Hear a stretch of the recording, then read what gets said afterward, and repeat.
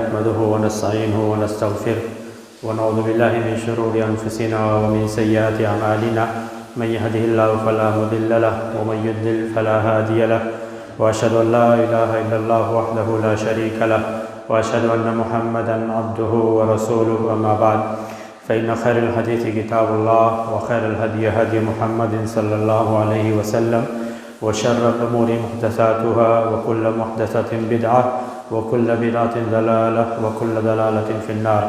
औज़ु बिल्लाहि समीउल अलीम मिनश शैतानिर रजीम। बिस्मिल्लाहिर रहमानिर रहीम। या अय्युहल्लज़ीना आमनुत्तक़ुल्लाह हक़्क़ तुक़ातिहि व ला तमूतुन्ना इल्ला व अंतुम मुस्लिमून। या अय्युहन्नासु इत्तक़ू रब्बकुमुल्लज़ी ख़लक़कुम मिन नफ़्सिन वाहिदा व ख़लक़ मिनहा ज़ौजहा व बस्स मिनहुमा रिजालन कसीरन व निसाअ वत्तक़ुल्लाह अल्लज़ी तसाअलून बिही वल अर्हाम इन्नल्लाह कान अलैकुम रक़ीबा। या अय्युहल्लज़ीना आमनुत्तक़ुल्लाह व क़ूलू क़ौलन सदीदा युस्लिह लकुम अमालकुम व यग़फ़िर लकुम ज़ुनूबकुम व मन युतिइल्लाह व रसूलहु फ़क़द फ़ाज़ फ़ौज़न अज़ीमा। क़ाल अल्लाहु तबारक व तआला फ़िल क़ुरआनिल मजीद वल फ़ुरक़ानिल हमीद। औज़ु बिल्लाहि मिनश शैतानिर रजीम। क़ाफ़ वल क़ुरआनिल मजीद बल अजीबू अन जाअहुम मुनज़िरुम मिनहुम फ़क़ालल काफ़िरून हाज़ा शैउन अजीब। अइज़ा मितना व कुन्ना तुराबन ज़ालिका रजउन बईद क़द अलिमना मा तनक़ुसुल अर्दु मिनहुम व इंदना किताबुन हफ़ीज़ बल कज़्ज़बू बिल हक़्क़ि लम्मा जाअहुम फ़हुम फ़ी अम्रिन मरीज। अफ़लम यंज़ुरू इलस समाई फ़ौक़हुम कैफ़ बनैनाहा व ज़य्यन्नाहा व मा लहा मिन फ़ुरूज वल अर्ज़ मददनाहा व अलक़ैना फ़ीहा रवासिय व अंबतना फ़ीहा मिन कुल्लि ज़ौजिन बहीज तबसिरतन व ज़िक्रा लिकुल्लि अब्दिन मुनीब व नज़्ज़लना मिनस समाई माअन मुबारकन फ़अंबतना बिही जन्नातिन व हब्बल हसीद वन्नख़्ल बासिक़ातिन लहा तलउन नज़ीद रिज़्क़न लिलइबादि व अह्यैना बिही बलदतन मैतन कज़ालिकल ख़ुरूज कज़्ज़बत क़ब्लहुम क़ौमु नूहिन व अस्हाबुर रस्स व समूद व आदुन व फ़िरऔन व इख़्वानु लूत व अस्हाबुल ऐकति व क़ौमु तुब्बअ कुल्लुन कज़्ज़बर रसूल फ़हक़्क़ वईद। अफ़अयिना बिल ख़ल्क़िल अव्वल बल हुम फ़ी लब्सिन मिन ख़ल्क़िन जदीद। क़ाल अल्लाहु तबारक व तआला फ़िल क़ुरआनिल मजीद वल फ़ुरक़ानिल हमीद। औज़ु बिल्लाहि मिनश शैतानिर रजीम। उतलु मा ऊहिया इलैका मिनल किताबि व अक़िमिस्सलाह इन्नस्सलाता तन्हा अनिल फ़हशाइ वल मुनकर व लज़िक्रुल्लाहि अकबर वल्लाहु यअलमु मा तस्नऊन। मोहतरम हाज़रीन जुमा, अज़ीज़ माँ और बहनों, खुतबा मस्तूना के बाद सूरतुल अनकबूत 21वें पारे की पहली आयत आपके सामने पेश की गई। इस आयत में अल्लाह रब्बुल आलमीन ने नबी करीम सल्लल्लाहु अलैहि वसल्लम से खिताब करते हुए चंद बातों का हुक्म दिया। फरमाया कि उत्लु मा ऊहिया इलैका मिनल किताब, के नबी करीम सल्लल्लाहु अलैहि वसल्लम आपकी तरफ किताब का जो हिस्सा वही किया जाता है, कुरान करीम की जो आयतें नाजिल की जाती है, तो आप उसकी तिलावत कीजिए। तिलावत करने का मकसूद ये आम तिलावत नहीं, यहाँ पर नबी करीम सल्लल्लाहु अलैहि वसल्लम को हुक्म देने का मतलब ये है कि आप लोगों के सामने कुरान की इन आयतों को पढ़कर सुनाइए, उन्हें बताइए कि तुम्हारा परवरदिगार तुम्हें किन किन बातों का हुक्म देता है, तुम्हें किन किन चीज़ों से, किन किन उमूर से मना करता है। व अक़िमिस्सलाह, तिलावत कुरान और किताब की आयतों की तिलावत के बाद अल्लाह ताला ने दूसरा हुक्म दिया कि आप नमाज की पाबंदी कीजिए, नमाज को कायम कीजिए। इस आयत में अल्लाह रब्बुल आलमीन ने दो बातों को यके बाद दीगर ज़िक्र किया। इससे बाद उलमा मुफ़स्सिरीन ने, अल्लामा अब्दुर्रहमान बिन नासिर अस्सादी वग़ैरह ने एक बड़ी अच्छी बात कही। वो कहते हैं कि अल्लाह रब्बुल आलमीन ने तिलावत का हुक्म दिया और उसके फ़ौरन बाद नमाज को कायम करने का हुक्म दिया, तो नमाज के क़याम में तिलावत कुरान का अक्सर हिस्सा तिलावत किया जाता है और बतौर ख़ास सूरतुल फ़ातिहा तिलावत की जाती है, जिससे नमाज के अंदर तिलावत कुरान की अहमियत और तिलावत कुरान के बाद नमाज का हुक्म देना, ये दोनों बातों की अहमियत और दोनों बातों की फजीलत को उजागर करता है कि तिलावत भी अपनी जगह आम हालात में ज़रूरी है और जब नमाज पढ़ता है बंदा तो नमाज के अंदर भी बतौर ख़ास कुरान का कुछ ना कुछ हिस्सा ज़रूर तिलावत किया जाए, पढ़ा जाए। अल्लाह रब्बुल आलमीन ने नमाज का हुक्म देने के बाद फरमाया इन्नस्सलाता तन्हा अनिल फ़हशाइ वल मुनकर, ये नमाज जिसका हम आपको हुक्म दे रहे हैं, जो आपको पढ़नी है, दिन और रात में 5 मरतबा नमाज को उनके औकात के साथ मोमिनों पर फ़र्ज़ की गई कि न सलात कानत अलल मुमिनीन किताबन मौक़ूता, कि नमाज की फ़र्जियत अलग चीज़ है और नमाज को अल्लाह रब्बुल आलमीन ने उसके औकात के साथ फ़र्ज किया है। तो इससे मालूम हुआ कि हम अपनी मर्ज़ी से नमाज नहीं पढ़ सकते, बल्कि नमाज को उनके औकात, उनके मखसूस औकात के साथ पढ़ना है, यानी आम हालात से हटकर जमात के साथ आदमी के लिए नमाज पढ़ना ज़रूरी है। इसकी बेशुमार दलीलें हैं अहादीस में भी, और कुरान करीम की बहुत सारी आयत भी इस पर दलालत करती है कि वाक़िमुस्सलात व आतुज़्ज़कात वरकऊ मअर राकिन, कि नमाज को कायम करो और ज़कात को अदा करो और रुकू करने वालों के साथ रुकू करो, यानी जमात के साथ नमाज पढ़ना ज़रूरी है। तो वक्त की पाबंदी भी फ़र्ज़ है और नमाज भी फ़र्ज़ है। अगर कोई आदमी सिर्फ नमाज पढ़ता है अपने मर्जी से, अपने वक्त के एतबार से, अपनी तिजारत और कारोबार को अहमियत देते हुए, जब उसे वक्त मिला तो घर पर पढ़ लिया, जब उसके लिए मुनासिब रहा तो मस्जिद में आकर अकेले नमाज पढ़ लिया, ये नमाज हकीकी मानों में अदा नहीं हुई, इसलिए कि नमाज को जमात के साथ, वक्त के साथ फ़र्ज करार दिया गया। तो इंदल्लाह वह इस नाहिये से माखूज होगा कि उसने फ़र्ज़ औकात की फ़र्जियत का ख्याल नहीं रखा। और अगर इसको आदत बना लिया जाए, इसको मामूल बना लिया जाए कि आदमी अपनी मर्जी से नमाज पढ़े, जब उसको वक्त मिलेगा तब नमाज पढ़े, तो ऐसा हरगिज़ दुरुस्त नहीं है। शरीयत इस्लामिया इसकी सख्त तरदीद करती है। तो हुक्म दिया कि नमाज को कायम कीजिए और उसका फ़ायदा बताया कि न सलात तन्हा अनिल फ़हशाई वल मुनकर, कि ये नमाज फ़वाहिशात और मुनकरात से रोकती है, बेहयाई के कामों से रोकती है। इस हुक्म को अगर नबी करीम सल्लल्लाहु अलैहि वसल्लम के एक हदीस से जोड़कर देखा जाए तो इसकी अहमियत मज़ीद उजागर होती है। आप सल्लल्लाहु अलैहि वसल्लम ने बच्चों की तरबियत के हवाले से इरशाद फरमाया कि मुरू औलादकुम बिसब्इ सिनीन, कि तुम अपनी औलाद, मुरू औलादकुम बिस्सलाती वहुम अब्नाउ सबइ सिनीन, कि तुम अपनी औलाद को नमाज का हुक्म दो जब वो 7 साल के हो जाएं।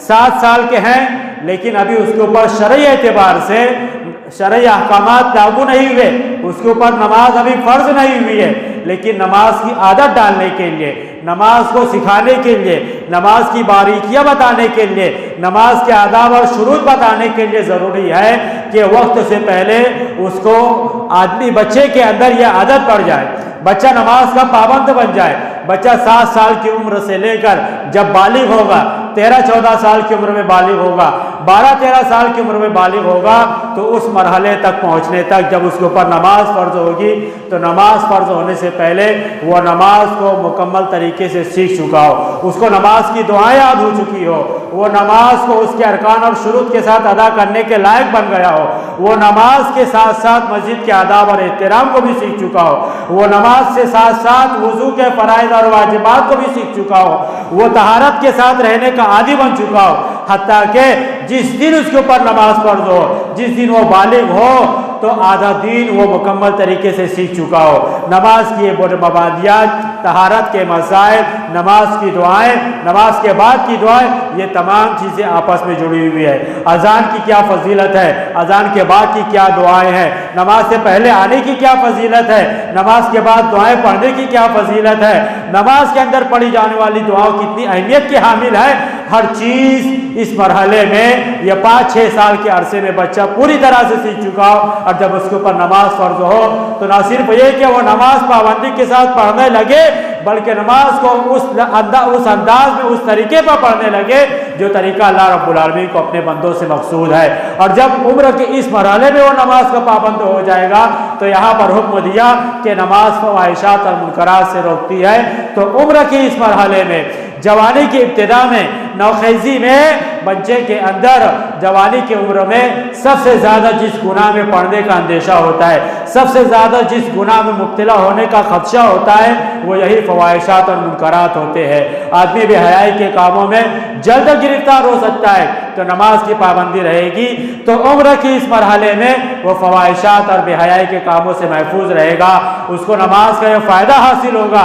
और जब जवानी के मरहले में वो फ़वाहिशात और मुनकरात से रुक गया तो समाज और माशरे का एक बड़ा तबका अगर शरई तालीमात के मुताबिक अपने बच्चों की तरबियत करने लगे, नमाज को उसी अंदाज में सीख कर पढ़ने का आदत बना ले, तो न समाज और माशरे से बड़े पैमाने पर, बड़ी हद तक गुनाहों पर रोक लगाई जा सकती है और गुनाहों पर कदगन लगाया जा सकता है। तो मालूम हुआ कि शरीयत ने नमाज का जो फ़ायदा बताया और नबी करीम सल्लल्लाहु अलैहि वसल्लम ने बच्चों को नमाज का जो हुक्म दिया, तो ये आपस में इसी अंदाज में जुड़े हुए हैं और इसी फ़ायदे को दिलाने की खातिर और इसी फ़ायदे के उठाने की खातिर शरीयत ने इस बात का हुक्म दिया और फरमाया कि वलज़िक्रुल्लाहि अकबर, अल्लाह का जिक्र सबसे बड़ी चीज़ है। यहाँ पर नमाज के हुक्म के बाद इस बात को कहा कि अल्लाह का जिक्र, अल्लाह की याद सबसे बड़ी चीज़ है।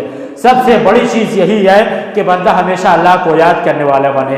नमाज की इतनी पाबंदी हो कि एक नमाज के बाद दूसरी नमाज का इंतज़ार हो और एक नमाज के बाद दूसरी नमाज के लिए तैयारी हो, समाज और माशरे में रहते हुए, घर में रहते हुए, तिजारत और कारोबार में रहते हुए, अपनी किसी भी मसरूफियत में रहते हुए वो नमाज को कभी भूले ना, वो नमाज से कभी महरूम ना रहे, वो नमाज की कभी फजीलत से कभी महरूम ना रहे।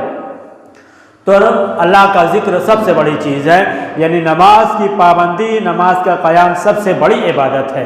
तौहीद के बाद जो इबादत सबसे ज़्यादा ज़रूरी है, सबसे ज़्यादा अहम है, वो यही नमाज है।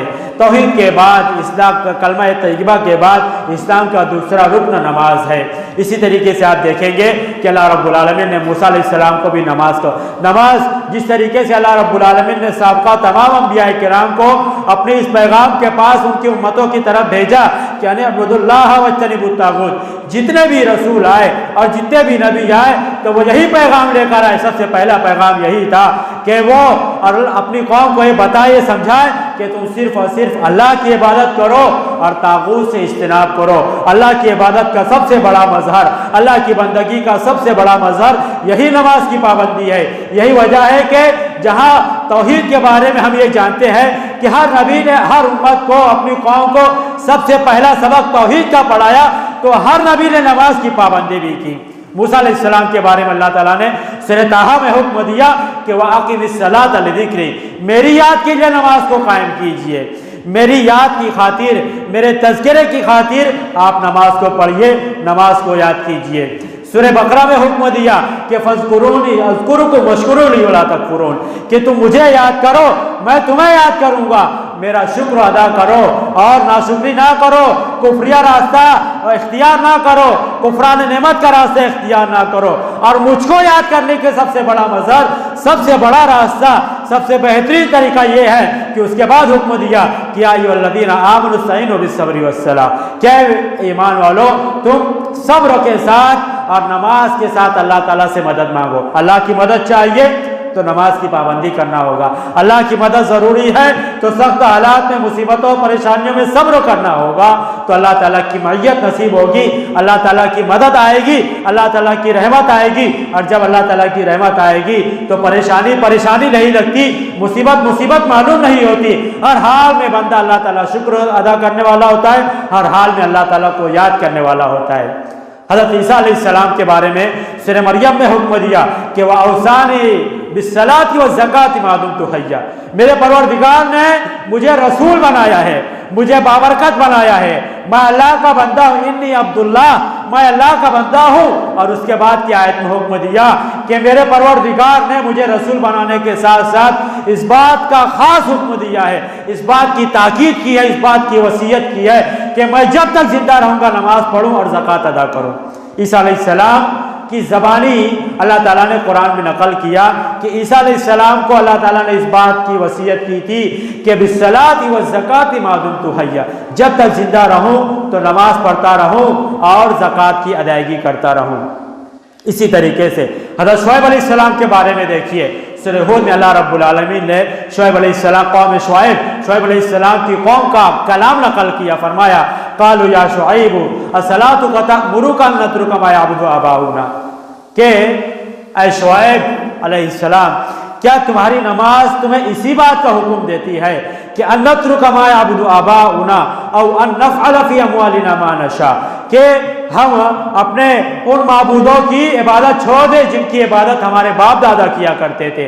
और क्या तुम्हारी नमाज तुम्हें इस बात का हुक्म देती है कि हम अपने माल में अपनी मर्जी से कुछ तसर्रुफ ना कर सके?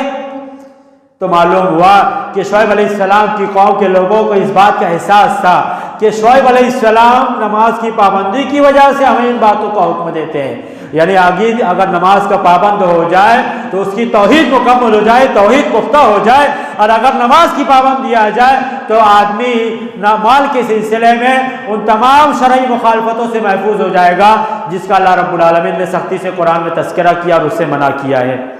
बंदा अल्लाह ताला की पाबंदी में, अल्लाह ताला की फरमाबरदारी में आ जाता है। इसी तरीके से आप देखेंगे कि इब्राहीम अलैहिस्सलाम की दुआ का सूरह इब्राहीम में तज़किरा किया। फरमाया कि रब्बी जालनी मुक़ीमस्सलाति व मिन ज़ुर्रियती, क्या मेरे परवरदिगार मुझे मेरी ज़ुर्रियत को, मेरी औलाद को नमाज कायम करने की तौफीक दे। इन्नका समीउद दुआ, यकीनन तू दुआओं का बड़ा सुनने वाला है।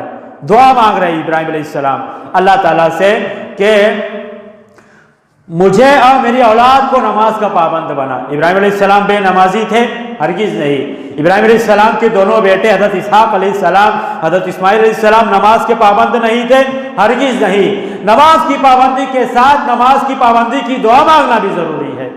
हज़रत इस्माईल अलैहिस्सलाम के बारे में फरमाया कि वकान यअमुरु अहलहु बिस्सलाति वज़्ज़कात। इस्माईल अलैहिस्सलाम वो नेक शख्सियत थे। वज़्कुर फिल किताब इस्माईल, आप इस्माईल का तज़किरा कीजिए, हज़रत इस्माईल अलैहिस्सलाम के बारे में लोगों को बताइए कि वो कितने नेक और कितने अच्छे इंसान थे।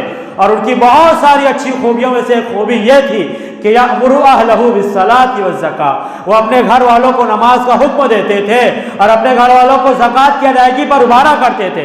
इन्नहु कान सिद्दीक़न नबिय्या, वो बड़े सच्चे नबी थे, बड़े अच्छे नबी थे। तो मालूम हुआ कि इस्माईल अलैहिस्सलाम भी नमाज के पाबंद थे। खुसूसी तौर पर नबी करीम सल्लल्लाहु अलैहि वसल्लम को हुक्म दिया कि वअमुर अहलका बिस्सलाति वस्ताबिर अलैहा, आप अपने घर वालों को नमाज की पाबंदी का हुक्म दीजिए। क्या नबी करीम सल्लल्लाहु अलैहि वसल्लम के घर वाले, नबी करीम सल्लल्लाहु अलैहि वसल्लम के अहले खाना, जिसमें हज़रत आयशा रज़ियल्लाहु अन्हा, हज़रत अज़वाज मुतहरात के अलावा आप सल्लल्लाहु अलैहि वसल्लम की बेटियां, आप सल्लल्लाहु अलैहि वसल्लम के दीगर रिश्तेदार क्या नमाज की पाबंदी नहीं करते थे? नमाज की पाबंदी इतनी ज़रूरी है, नमाज का क़याम इतना अहम मसला है, इतनी अहम इबादत है कि अंबियाए किराम को जो नमाज के बड़े पाबंद थे, जो नमाज का बड़ा एहतिमाम करने वाले थे, उनको हुक्म दिया जा रहा है कि आप अपने घर वालों को नमाज का हुक्म देते रहिए। आदमी अपना जायज़ा ले, इन अंबियाए किराम के बारे में कुरान ने जो नमाज की पाबंदी का तज़किरा किया, इसको सामने रखे, अल्लाह ताला के हुक्म को सामने रखे। बेशुमार मकामात पर कुरान में नमाज का हुक्म दिया गया। और फिर हम अपने आप का जायज़ा लें कि क्या हम अपने आप को नमाज का पाबंद बनाते हैं? क्या हमारे लिए दिन भर में इतना वक्त मिल पाता है कि हम अल्लाह के लिए उसकी बंदगी कर सके, उसकी इबादत कर सके जिसके लिए हमें पैदा किया गया है, जिसके लिए दुनिया बसाई, हमारे लिए दुनिया बसाई गई? तो क्या हम अल्लाह के लिए इतना वक्त नहीं दे सकते जिसमें सरासर हमारा फ़ायदा है? शुरू से लेकर आखिर तक, इब्तिदा से लेकर इंतहा तक हमारा ही फ़ायदा है, हमारी ही भलाई है, हमारी ही खैरियत है। और कितना हम नमाज का एहतिमाम करते हैं और कितना अपने घर वालों को नमाज का हुक्म देते हैं। आदमी अगर कारोबार से, दुकान से या अपने घर के बाहर की मसरूफियात और जिम्मेदारियों से शाम में जब घर पहुंचता है, अगर वो अपने घर का माहौल ठीक नहीं पाता, सामान इधर उधर बिखरे पड़े हैं और घर में वो ज़रूरियात, वो लवाजमात जो आदमी के लिए ज़रूरी है, वो अगर वक्त पर मुयस्सर ना हो, वक्त पर खाना ना मिले, वक्त पर पानी ना मिले, वक्त पर बिस्तर ना लगा हुआ हो, तो आदमी अपनी अहले खाना पर नाराज़गी जताता है, अपने भाई बहन को बुरा भला कहता है, अपनी बीवी को डांटता है, अपने बच्चों को मारता है, इसलिए कि घर औंधा पड़ा है, घर के इंतजाम सही नहीं है, घर की ज़रूरियात वक्त पर मुयस्सर नहीं है। लेकिन क्या कभी हमने अपने घर वालों के ऊपर इस वजह से नाराज़गी जताई कि वो घर पर नमाज नहीं पढ़ते या नमाज में कोताही करते हैं, नमाज में सुस्ती करते हैं, नमाज को तर्क कर देते हैं, नमाज में गफलत और लापरवाही का मुजाहरा करते हैं? क्या कभी हुकूकुल्लाह में कोताही की वजह से हमने अपने घर वालों पर गुस्सा किया? क्या कभी हम अपने घर वालों पर नाराज़गी जताते हैं? क्या कभी हम अपने घर वालों पर अपनी ताकत और कुव्वत का मुजाहरा करते हैं? हरगिज़ नहीं। यह हमारे ईमान की कमज़ोरी की बहुत बड़ी दलील है। और क्या कभी हमें अपने आप पर गुस्सा आता है? क्या हम कोई मुसीबत और कोई परेशानी में गिरफ्तार हो जाए, हमारे साथ कोई मसला पेश आ जाए, हमारे साथ कोई हादसा पेश आ जाए और कभी हम इस नज़रिए से गौर करते हैं कि हम नमाज की पाबंदी नहीं करते तो अल्लाह ताला ने सज़ा दी है? हम दुनिया की बहुत सारी चीज़ों को सबब करार देते हैं, दुनिया के बहुत सारे मामलात को जिम्मेदार करार देते हैं, लेकिन कभी अपनी बेदीनी को, कभी नमाज की कोताही को, कभी अल्लाह ताला की इबादत और बंदगी से गफलत को इन हादसात का सबब नहीं बनते। इसलिए कि हमारी सोच दुनिया की बन गई है, हम हर चीज़ को दुनिया की हद तक देखते हैं। और दुनिया परस्ती, मादा परस्ती की इससे बड़ी दलील और क्या होगी कि अगर कभी हाथ उठता भी है अल्लाह के सामने तो दुनिया के लिए हाथ उठता है, कारोबार के लिए हाथ उठता है, अच्छी दुनिया और खुशहाली के लिए हाथ उठता है। इसीलिए तो दुआ मांगते हैं। कभी इसलिए दुआ नहीं मांगते कि गुनाह माफ़ कर दिए जाएं, जो हमारी सारी मुसीबतों की जड़ है, हमारे सारे मसाइल की जड़ है। आज समाज और माशरे के अंदर, अखबारात के अंदर, सोशल मीडिया के ऊपर आप देखेंगे कि मुसलमानों के जो कौमी और मिली मसाइल पर लोग गुफ्तगू करते हैं, मुबस्सिरीन की जो राय आती है तो क्या कहते हैं कि मुसलमानों के समाजी और माशरती सतह पर इस मुल्क के अंदर जो मसाइल सबसे बड़े हैं वो सियासत का मसला है। मुसलमान सियासत में कमज़ोर है, मुसलमान ताकत और क़ुव्वत में नहीं है, मुसलमान बड़ी तादाद में होने के बावजूद इस लायक नहीं है कि वो अपनी बात मनवा सके और अपने हक के लिए इंसाफ की दुहार लगा सके। ये मसला नहीं है, ये असल और बुनियादी मसला नहीं है। असल मसला यह है कि हम बेनमाजी हैं। असल मसला यह है कि हम नमाज में कोताही करते हैं, मस्जिदें बना दी गई, मस्जिदें खाली रहती है। ये असल मसला है। इस मसले को हल कीजिए, अल्लाह ताला वो मसला खुद ब खुद हल कर देगा। आपकी जो समाजी और माशरती कमजोरियां हैं उसको खुद अल्लाह ताला दूर कर देगा। आप नमाज की पाबंद, आप अल्लाह के हो जाइए, अल्लाह आपका हो जाएगा। इसी तरीके से नमाज की वो पाबंदी, नमाज के वो मामलात जो हमें सीखने हैं, नमाज रोज पढ़ना है, वुजू रोज करना है, तहारत और पाकी एक मोमिन की शान है, एक मोमिन की पहचान है कि एक मोमिन हमेशा साफ सुथरा रहता है, उसका कपड़ा साफ, उसका बदन साफ, उसका घर साफ, उसके मोहल्ले साफ। ये एक मोमिन की शान और एक मोमिन की पहचान है। लेकिन उससे बढ़कर ये देखिए कि एक मुसलमान का जहाँ जाहिर और एक मुसलमान के आसपास की चीज़ें साफ होती है तो एक मुसलमान का बातिन भी साफ होता है। आप रोज़ वुज़ू करेंगे तो आपका बदन, आपका जिस्म साफ सुथरा रहेगा। अल्लाह के रसूल ने नमाज की अहमियत की मिसाल दी, सहाबा किराम से खिताब किया, बताओ कि अगर किसी शख्स के घर के सामने नहर हो और वो उस नहर में रोज़ाना 5 मरतबा गुस्ल करता हो तो क्या उसके ऊपर, उसके बदन पर कोई मैल कुचैल बाकी रह जाएगी? तो सहाबा किराम ने कहा कि नहीं, ऐसा नहीं हो सकता कि कोई दिन भर में 5-5 मरतबा नहाए और फिर उसके बाद उसके बदन पर मैल कुचैल रहे। आदमी 1 मरतबा नहाता है तो बदन साफ हो जाता है, सुबह शाम नहाए तो बहुत ज़्यादा तहारत आ गई, आदमी अपने आप को सबसे ज़्यादा साफ सुथरा समझने लगता है। तो ठीक यही मामला नमाज का है। अल्लाह के रसूल ने फरमाया कि जो बंदा दिन भर में 5 मरतबा फ़र्ज नमाजें पढ़ता है तो उसके बदन से गुनाह उसी तरीके से झड़ जाते हैं जिस तरीके से 5 मरतबा नहर में गुस्ल करने की वजह से मैल कुचैल साफ हो जाती है। तो एक मोमिन का जाहिर भी साफ होता है नमाज की पाबंदी की वजह से, दुआ मनाजात की वजह से, तौबा इस्तिग़फ़ार की वजह से आदमी का बातिन भी साफ, उसकी रूह भी साफ होती है, उसका दिल भी साफ सुथरा होता है। ये नमाज की अहमियत है कि आप देखेंगे कि हर नबी के बारे में अल्लाह ताला ने यही बताया कि यह नमाज के बड़े पाबंद थे, ये नमाज की पाबंदी करने वाले। हज़रत दाऊद अलैहिस्सलाम के बारे में 2 लोग आ गए थे एक फ़ैसला करवाने के लिए, तो हज़रत दाऊद अलैहिस्सलाम को अल्लाह ताला की अज़मत और अपनी गलती का एहसास हुआ। अल्लाह ने फरमाया कि वख़र्र राकियन व अनाब, हज़रत दाऊद अलैहिस्सलाम फ़ौरन सज्जे में गिर पड़े, अल्लाह के आगे झुक पड़े और अल्लाह ताला की तरफ रुजू कर लिया। अल्लाह की तरफ रुजू करने की, अल्लाह की तरफ पलट आने की सबसे बड़ी शक्ल सूरत यही है, सबसे बड़ी पहचान यही है कि बंदा नमाज का पाबंद बन जाए।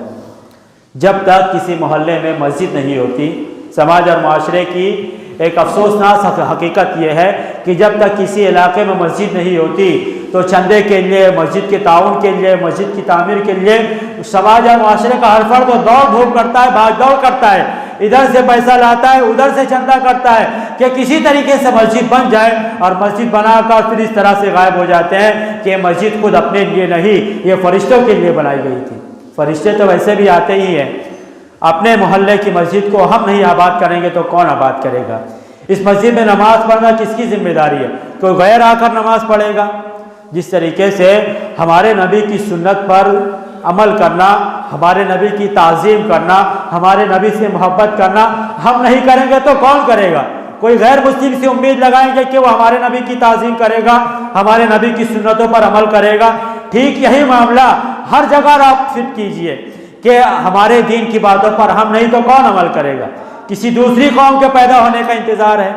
तो यही मस्जिद को साथ जोड़ दीजिए कि हमारे मोहल्ले में मस्जिद बन गई, हमारे घर से करीब मस्जिद बन गई, नमाज की अदायगी के लिए बेशुमार सहूलतें हैं, ज़्यादा दूर चलना नहीं पड़ता, ज़्यादा वक्त नहीं लगता, और आने जाने की सहूलत है, वज़ू करने की सहूलत है, वक्त पर नमाज पढ़ने की सहूलत है। और उसके बावजूद अगर हमारी मस्जिदें खाली हो, हमारी मस्जिदों में नमाजी ना हो, हमारी मस्जिदें नमाजियों के लिए तरसती हो, हमारी मस्जिदें सिर्फ हफ्ते में एक मरतबा भरती हो, तो इससे ज़्यादा अफसोस किस बात पर हो सकता है।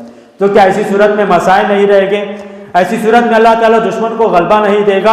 अल्लाह ताला ने मुसलमानों के समाजी और मुआशरती और आप कह लीजिएगे दुनिया और मुल्की सतह पर क़ुव्वत और इस्तेहकाम के जो रास्ते बताए, तो अल्लाह ताला ने सूरह मोमिनून 18वें पारे में इरशाद फरमाया कि वादल्लाहुल्लज़ीना आमनू वअमिलुस्सालिहात ला यस्तख़लिफ़न्नहुम फ़िल अर्ज़ि कमा इस्तख़लफ़ल्लज़ीना मिन क़ब्लिहिम, कि अल्लाह ताला का मुसलमानों से इस बात का वादा है कि तुम में से जो भी आदमी नेक अमल करेगा, ईमान लाएगा और नेक अमल करेगा, तो अल्लाह ताला उसको समाज और मुआशरे में इज्जत देगा, समाज और मुआशरे में उसको ताकत होगी, समाज और मुआशरे में उसे कुव्वत नसीब होगी, उसे इस्तेहकाम नसीब होगा।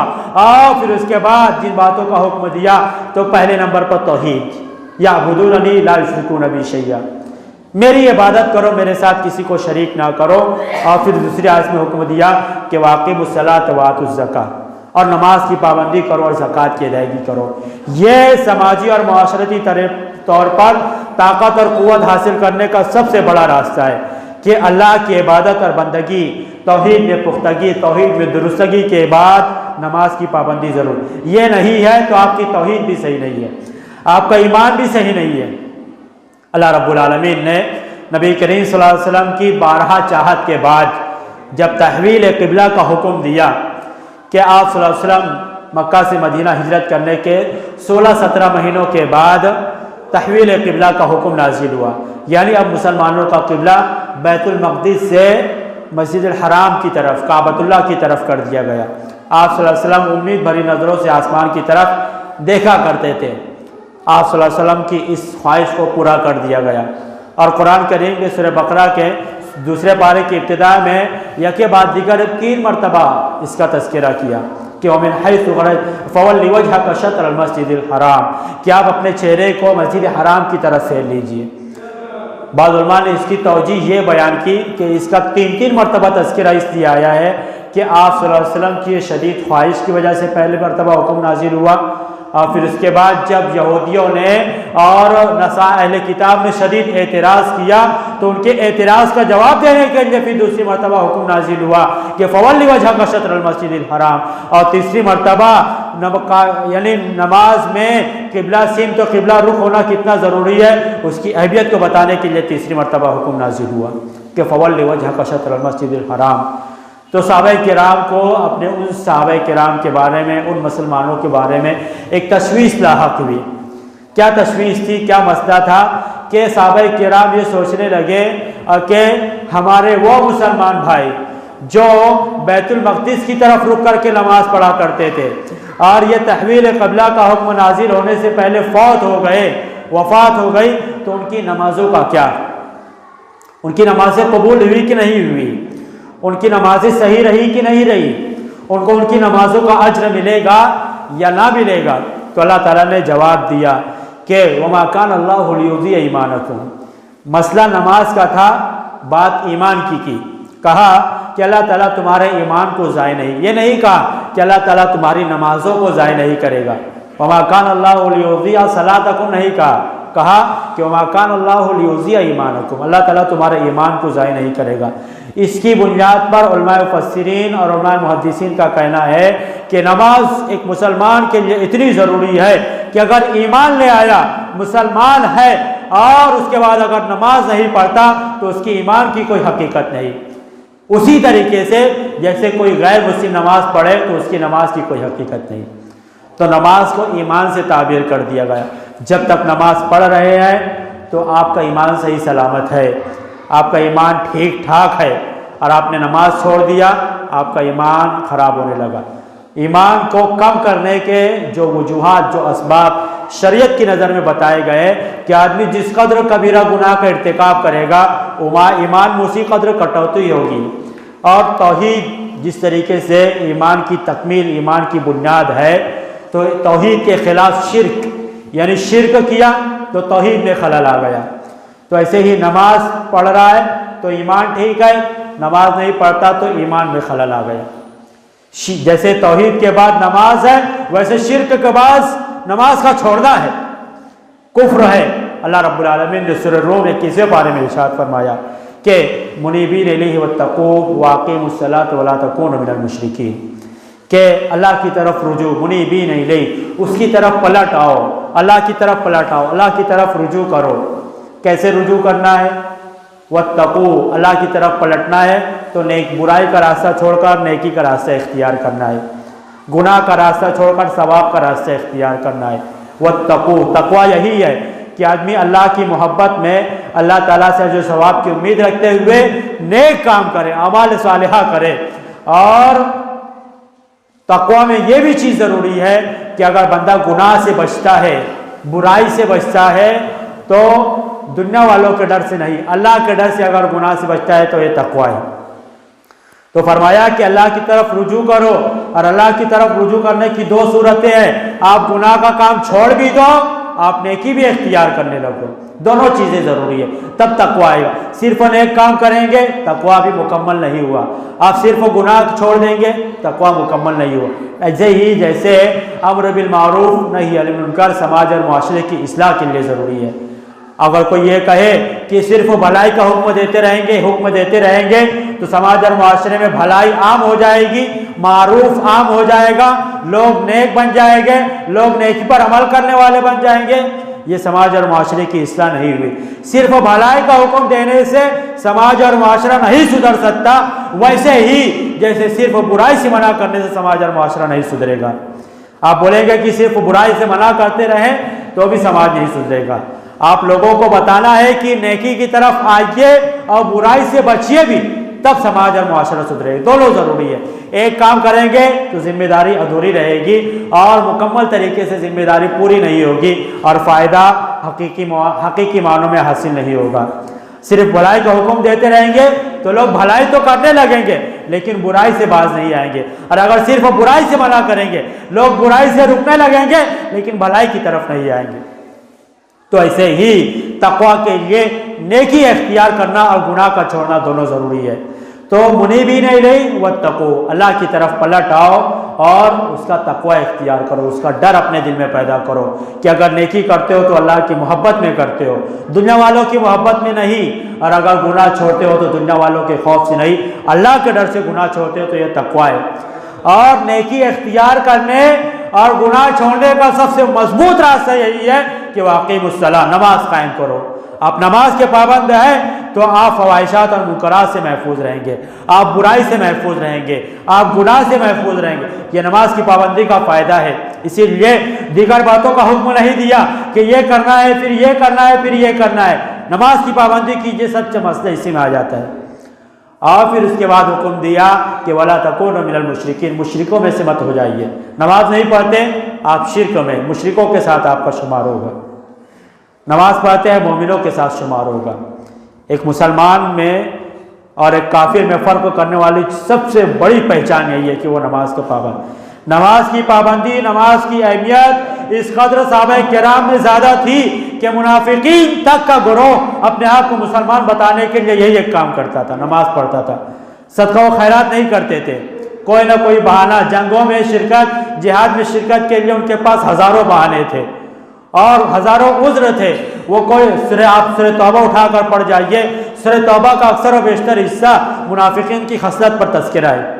मुनाफिकीन की खसलतों पर तबसरा किया गया कि मुनाफिकीन ये करते हैं ये करते हैं। जिहाद की बात आई तो कभी गर्मी का हवाला दिया, जिहाद में शिरकत की बात आई तो कभी लंबे सफ़र का हवाला दिया, जिहाद में शिरकत की बात आई तो कहने लगे कि हमारे बीवी बच्चों को कौन देखेगा, हमारे घर में कोई जिम्मेदार कोई सरपरस्त नहीं है, इन्ना बुयूतना औरा, हमारे घर खाली पड़े रहेंगे। कभी बीमारी का हवाला दिया, कभी सवारी नहीं है, कभी हथियार नहीं है। अलगरज जिहाद में शिरकत नहीं करना है तो बेशुमार बहाने हैं, उसके बावजूद अपने आप को मुसलमान बता सकते हैं। ज़कात नहीं देना है तो कोई ना कोई हीला और बहाना इख्तियार कर लिया तब भी मुसलमान समझे जाएंगे। लेकिन अगर नमाज छोड़ दी तो उनके ऊपर से मुसलमान का लेबल हटा दिया जाएगा। वो नमाज सुस्ती से पढ़ते हैं, देर से आकर पढ़ते हैं, रकातें छूट जाती है, ताखिर से आते हैं, आखिरी सब में आते हैं, नमाज के आखिर में आते हैं, लेकिन नमाज में ज़रूर आते थे कि कहीं अगर नमाज नहीं पढ़ेंगे तो हमें मुसलमान नहीं समझेंगे। ये नमाज की अहमियत थी सहाबा किराम के नज़दीक। हज़रत अब्दुल्लाह इब्न मसूद रज़ियल्लाहु अन्हु कहा करते थे कि हमारा नमाज के मामले में वो मिजाज था, नमाज की वो पाबंदी थी, नमाज का वो एहतिमाम था कि अगर हमारे साथियों में से अगर मदीना का कोई मुसलमान नमाज में ताखिर करने लगता, नमाज में लेट आता, तो लोग उसके बारे में गुमान करने लगते थे कहीं ये मुनाफिक तो नहीं हो गया। तो अपने आप को सिर्फ मुसलमान बताने के लिए नहीं, अपने आप को सच्चा नबी करीम सल्लल्लाहु अलैहि वसल्लम का मुत्तबी बताने के लिए नहीं, नबी करीम इस्लामी तालीमात पर कमा हक अमल करने वाला बताने के लिए नहीं, बल्कि मुकम्मल मुसलमान अपने आप से निफाक का लेबल हटाना है, अपने आप से कुफ्र और शिर्क का लेबल हटाना है। तो हर मुसलमान नमाज का पाबंद हुआ करता था। नमाज की पाबंदी सहाबा किराम में इस कदर ज़्यादा थी कि अगर कोई लेट होता, नमाज नहीं छोड़ता था, लेट आता तो उसके बारे में ये समझा जाने लगता था कहीं ये निफाक का शिकार तो नहीं हो गया। इसलिए कि मुनाफिकीन की सबसे बड़ी पहचान यही थी, अस्क़लुस्सलाति अलल मुनाफिकीन, कि नमाज मुनाफिकीन पर सबसे ज़्यादा भारी जो काम गुजरता है वो यही कि सलातुल इशा व सलातुल फज्र, इशा की नमाज का पढ़ना, दिन भर की थकान, दिन भर की मसरूफियात के बाद इशा की नमाज़ पढ़ना और नींद में से उठकर फजर की नमाज़ पढ़ना मुनाफिकीन की सबसे बड़ी भारी, सबसे गिरा गुजरने वाला काम था। तो मुनाफिकीन की खसलतों पर आदत डालिए, अपने आप का जायज़ा लीजिए, अपनी मस्जिद के माहौल का जायज़ा लीजिए, हम किस खाने में फिट बैठते हैं, क्या हमें हमारे नमाज छोड़ने की वजह से कुफ्र और शिर्क का हुक्म हमारे ऊपर, मुशरिक और काफिर का हुक्म लगता है या नहीं लगता है। अगर कोई आदमी ये समझता है कि हम दिन भर में 2 नमाज़ें पढ़ लेते हैं, हम दिन भर में 1 नमाज़ें पढ़ लेते हैं, ये 2-3 छूट गई तो क्या हुआ, एक नमाज फैसला आपके हाथ में। एक नमाज पढ़ने की वजह से, 2 नमाज पढ़ने की वजह से आप अपने आप को मुसलमान समझते हैं, तो 3 नमाजें छोड़ने की वजह से क्या समझेंगे, 4 नमाजें छोड़ने की वजह से आप अपने आप को क्या समझेंगे। शरीयत की नज़र में अपने दिल से फैसला कीजिए, और अगर फैसला आपके खिलाफ जाता है तो अपने आप को बदलने की ज़रूरत है। नमाज की पाबंदी एक मोमिन की सबसे बड़ी पहचान है, सबसे बड़ी शान है कि वह नमाज का पाबंद होता है। अल्लाह रब्बुल आलमीन ने कुरान करीम की कई आयतों में अपने वलियों की जो सिफत बयान की, आमतौर से औलिया अल्लाह की जब बात आती है, अल्लाह के वलियों की बात आती है, तो सूरह यूनुस की आयत लोग पढ़ते हैं कि अला इन्ना औलिया अल्लाह ला खौफुन अलैहिम वला हुम यहज़नून, कि अल्लाह के वली वो हैं कि जिन पर ना कोई खौफ होता है ना कोई गम होता है। अल्लज़ीना आमनू व कानू यत्तक़ून, अल्लाह के वली कौन है, वो लोग जो ईमान लाए और मुत्तकी है। ये तो एक इजमाली तज़किरा है अल्लाह के वलियों का, लेकिन अगर आप कुरान करीम की दीगर आयात में अल्लाह के जो औलिया होते हैं उनकी कुछ ज़ाहिरी और बातनी सिफ़ात को अगर आप पहचानना चाहेंगे तो सूरह जुमा में फरमाया कि अल्लाह रब्बुल आलमीन के वली वो हैं कि कुल इन्नल मौत अल्लज़ी तफ़िर्रून मिन्हु फ़इन्नहु मुलाक़ीकुम सुम्मा तुरद्दूना इला आलिमिल ग़ैबि वश्शहादा। उससे पहले की आयत में औलिया अल्लाह अपने आप को यहूद बताते थे, तो अल्लाह ताला ने बताया कि अगर अपने आप को अल्लाह का वली, अल्लाह का चहेता, अल्लाह का महबूब बताते हो तो मौत से मोहब्बत करके बताओ, जिहाद में निकल कर बताओ, अल्लाह के रास्ते में शहीद होकर बताओ। ये अल्लाह के वली ज़ाहिरी पहचान, जिहाद से और मौत से नहीं डरता मुसलमान। और सूरह नाम में सूरह मायदा में अल्लाह रब्बुल आलमीन ने 6ठे पारे में तज़किरा किया कि इन्नमा वलियुकुमुल्लाहु व रसूलुहु वल्लज़ीना आमनुल्लज़ीना युक़ीमूनस्सलाता व यु'तूनज़्ज़काता व हुम राकिऊन व मन यतवल्लल्लाह व रसूलहु वल्लज़ीना आमनू फ़इन्न हिज़्बल्लाहि हुमुल गालिबून। इससे पहले की आयत में अल्लाह ताला ने मना किया, मुसलमानों को, मोमिनों को इस बात से मना किया कि ला तत्तखिज़ुल यहूद वन नसारा औलिया, यहूदियों और नसरानियों से दोस्ती नहीं करना है, उनके साथ नहीं रहना है। वो आपस में एक दूसरे के दोस्त है, तुम्हारे दोस्त नहीं है, तुम्हारे खिलाफ एक दूसरे से मिल जाएंगे, आपस में एक दूसरे के दोस्त हैं और वो तुम्हारे दोस्त नहीं है, और जो उनसे दोस्ती करेगा तो उन्हीं में से समझा जाएगा। और ये बहुत बड़ा जुल्म है। यह आयत का मफ़हूम बता रहा हूँ। और फिर उसके कई आयतों के बाद यहाँ पर बताया कि अगर तुम मोमिन हो, मुसलमान हो, तो तुम्हारी दोस्ती के लायक, तुम्हारे साथ में रहने के लायक वो लोग हैं। इन्नमा वलियुकुमुल्लाह व रसूलुहु, तुम्हारा हकीकी वली, हकीकी दोस्त अल्लाह ताला है। अल्लाह से दोस्ती का मतलब अल्लाह के अहकामात पर अमल करना है। अल्लाह ताला ने जिन बातों का हुक्म दिया उसे बजा लाना है, जिन बातों से मना किया उससे रुक जाना है। ये अल्लाह से दोस्ती का तकाजा है। रसूल तुम्हारा दोस्त है और रसूल से दोस्ती का तकाजा यह है कि रसूल को रसूल समझते हुए उसकी रिसालत के हवाले से जो बातें हम तक पहुँची है उन तमाम चीज़ों को इख्तियार कर लिया जाए। रिसालत के मकाम पर किसी इमाम को नहीं बैठाना है, किसी पीर और किसी बुजुर्गों को नहीं बैठाना है कि हम इसके मुताबिक अमल करेंगे, ये जैसा कहते वही वैसा नहीं करना है। रसूल से दोस्ती, अल्लाह से दोस्ती के बाद सबसे ज़्यादा दोस्ती के हकदार अल्लाह के रसूल सल्लल्लाहु अलैहि वसल्लम है। यानी आपकी सुन्नतों के मुहाफिज बनिए, सुन्नतों की हिफाजत दिमाग में याद करके नहीं, अमल के साथ आप सुन्नतों की अमली आदत इख्तियार कीजिए। सुन्नत कदम कदम पर आपकी ज़िंदगी में दाखिल हो जाए। इमाम नसाई रहमहुल्लाह ने एक किताब लिखी कि अमलुल यौम वल लैला, के दिन और रात के अमाल। उसमें उन्होंने 1000 से ज़्यादा इससे अमाल को जमा कर दिया है कि रोज़मर्रा के मामूलात में एक मुसलमान करता है और उसे सुन्नत समझ के नहीं करता। उस किताब को पढ़ने के बाद आदमी की ज़िंदगी बदल जाएगी कि आदमी कम वेश रोज़ाना 1000 सुन्नतें अल्लाह के रसूल की अदा कर सकता है। तो अल्लाह के रसूल से दोस्ती का हकीकी तकाज़ा ये है कि आपकी पैरवी की जाए, आपकी इत्तिबा की जाए और आपकी जगह किसी और को ना ला खड़ा किया जाए। तो फरमाया कि इन्नमा वलियुकुमुल्लाह व रसूलुहु, अल्लाह ताला तुम्हारे दोस्त हैं, अल्लाह के रसूल सल्लल्लाहु अलैहि वसल्लम तुम्हारे दोस्त हैं और तुम्हारे समाज और मुआशरे में रहने वाले मुसलमानों में से वह मुसलमान तुम्हारा दोस्त है। वल्लज़ीना आमनुल्लज़ीना युक़ीमूनस्सलाह, मोमिनीन तो तुम्हारे दोस्त हैं, लेकिन मोमिनों और मुसलमानों में वो मुसलमान युक़ीमूनस्सलाह जो नमाज कायम करते हैं, नमाज के पाबंद अफराद, नमाज की पाबंदी करने वाले हजरात से दोस्ती करनी चाहिए। वयुतून ज़काता, ज़कात की अदायगी भी करते हैं, बखीली नहीं करते। मस्जिद में, मदरसे में, अल्लाह के रास्ते में देखने की बात आई तो कभी इधर उधर झांकते नहीं, इधर उधर बगलें नहीं चुराते, नजरें नहीं चुराते, बहाना और उज़्र नहीं आता, शैतानी वसवसे में नहीं आते कि यईदुकुमुल फ़क्र व यअमुरुकुम बिल फ़हशा, तुम्हें फ़क्र फ़ाक़ा का वादा दिलाता है। मस्जिद में देने की बात आई, मदरसे में देने की बात आई तो आदमी के दिमाग में अखराजात की एक फहरिस्त तैयार हो जाती है, बच्चों की फ़ीस, दवा, इलाज, घर, बिल और फला फला अखराज, और फिर आदमी अपने आप को, ये शैतानी वसवसा होता है। अल्लाह को दीजिए, अल्लाह आपको देगा। रोज़ाना फरिश्ता आसमान से नाजिल होता है और दुआ भी करता है, बद्दुआ भी देता है। उन लोगों के लिए दुआ करता है कि जो अल्लाह के रास्ते में खर्च करते हैं, और उन लोगों के माल की तबाही और बर्बादी की बद्दुआ करता है जो अल्लाह के रास्ते में खर्च नहीं करते। तो आप दुआ लेना चाहें, वो भी फरिश्ते की खुसूसी तौर पर फरिश्ता नाजिल होता है। अल्लाह के रास्ते में खर्च करने वालों की ये फजीलत है कि अल्लाह ताला फरिश्तों को भेजा, जाओ उसके हक़ में दुआ करो। तो आप दौलत फरिश्ते की दुआ लेंगे या फरिश्ते की बद्दुआ लेंगे, फैसला हमारे हाथ में। तो मुसलमानों में वो तुम्हारी विलायत, तुम्हारी दोस्ती के हकदार हैं जो नमाज के कायम करने वाले हैं, ज़कात की अदायगी करने वाले हैं, वहुम राकिऊन, और वो रुकू करने वाले हैं, यानी जमात के साथ नमाज पढ़ते हैं, वो तुम्हारी दोस्ती के हकदार हैं। वमन यतवल्लल्लाह व रसूलहु वल्लज़ीना आमनू, और जो अल्लाह से, उसके रसूल से और नमाज के पाबंद मुसलमानों से दोस्ती करेगा तो यह अल्लाह का गिरोह है।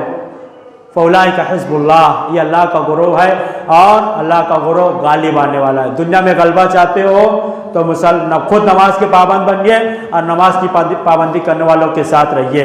आपका दिन के औकात, आपके शब व रोज़, आपके घर के बाहर की ज़िंदगी ऐसे लोगों के साथ गुजरनी चाहिए। नमाज के पाबंद अफराद के साथ रहेंगे तो नमाज की आदत पड़ेगी, और हराम अशिया का इस्तेमाल करने वालों के साथ रहेंगे तो हराम खोरे में पड़ जाएंगे। बखील के साथ रहेंगे, बखीली की आदत पड़ेगी। सखी के साथ रहेंगे, सखावत की आदत पड़ेगी। साथ में रहने का बहुत गहरा असर पड़ता है। बहरहाल नमाज की बड़ी पाबंदी है और समाज और माशरे की एक अफसोसनाक हकीकत यह है कि हम नमाज में बड़े कोता हैं, नमाज में बड़ी सुस्ती और गफलत करने वाले हैं। लिहाजा इस जानिब तवज्जो देने की ज़रूरत है कि हमें जिसके लिए पैदा किया गया और हमारे लिए कायनात को पैदा किया गया, तो हम अपनी ज़िंदगी के हकीकी मकसद से जुड़ जाएँ। ज़िंदगी के हकीकी मकसद को इख्तियार करने वाले बने। दिन और रात में अल्लाह ताला ने 5 वक्त की नमाज़ें फ़र्ज़ की है। इन नमाज़ों की कबा हक़ को पाबंदी करे तो आपकी ज़िंदगी खैर और बरक़ात से भर जाएगी। अल्लाह ताला बेशुमार बरकत अता फ़रमाएगा, अल्लाह की मैयत नसीब होगी, अल्लाह की मदद आएगी, अल्लाह की नुसरत आएगी और ज़िंदगी में बेशुमार मसाइल होने के बावजूद अल्लाह ताला उसके हल का इंतज़ाम करवा देगा। अल्लाह ताला से दुआ है कि हमें नमाज़ों का पाबंद बनाए। नमाज को लेकर जो मसरूफियात, जो रुकावटें हमारे अंदर आती है, उन रुकावटों और उन दिक्कतों को दूर फरमा और हमें हकीकी मानों में 5 वक्त नमाजी बना दे। हमारी मस्जिदों को हमें आबाद करने की तौफीक अता फरमा, ज़िंदगी के हकीकी मकसद से जोड़ दे और ज़िंदगी के हकीकी मकसद पर कायम हो दायम रख जब तक दुनिया में ज़िंदा रख। नमाज की पाबंदी के साथ, नमाज के क़याम के साथ तौहीद के ऊपर, इस्लाम के ऊपर, ईमान के ऊपर ज़िंदा रख। हमारा ख़ात्मा फरमा तो इस्लाम के ऊपर, तौहीद के ऊपर और ईमान के ऊपर हमारा ख़ात्मा फरमा। अक़ूलु क़ौली हाज़ा व अस्तग़फ़िरुल्लाह ली व लकुम व लिसाइरिल मुस्लिमीन मिन कुल्लि ज़ंबिन फ़स्तग़फ़िरूहु इन्नहु हुवल गफ़ूरुर रहीम।